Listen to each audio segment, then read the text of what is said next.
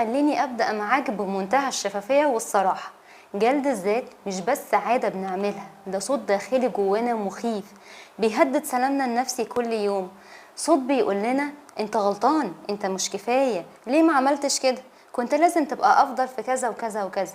صوت دايما بيخليك تركز على أخطائك، على نواقص بتاعتك، بيخلينا نعيد نفس الكلام في دماغنا 100 مرة.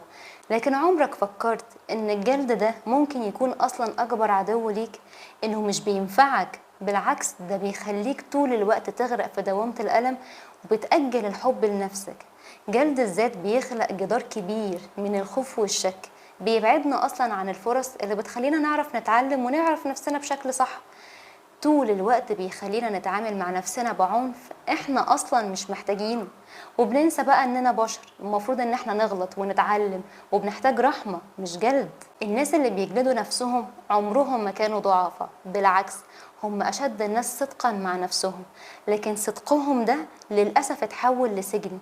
لو استمريت تلعب مع الصوت ده وتسمع له، هتلاقي نفسك دايما بتغرق في قاع التقييم السلبي، هتتعب وثقتك بنفسك هتتهز وهتوه بين الأفكار السلبية. طب ازاي بقى تخرج من الحلقة المفرغة دي؟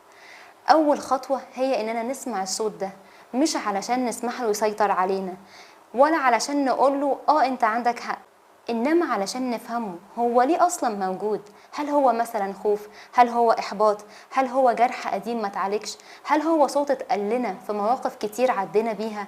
لما بنعرف اصل الصوت ده بنقدر نتعامل معاه بحكمة. تاني خطوة بنبدأ نغير حوارنا الداخلي مع نفسنا.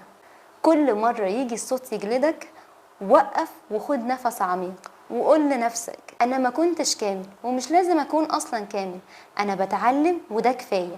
تالت خطوة، خلي الرحمة دايما هي السلاح بتاعك وانت بتتعامل مع نفسك، مع اخطائك، مع ضعفك. الرحمة مش ضعف، دي قوة عظيمة بتفتح ليك باب الصدق مع نفسك وانك تتشافى وتتعلم اصلا من اخطائك. واخيرا افتكر انك دايما مش لوحدك في المعركة دي، كلنا بنعاني من الصوت ده، لكن بنحاول طول الوقت نسمع صوتنا الحقيقي، الصوت ده اللي بيحبنا وبيشجعنا وبيخلينا دايما اقوى ونتعلم.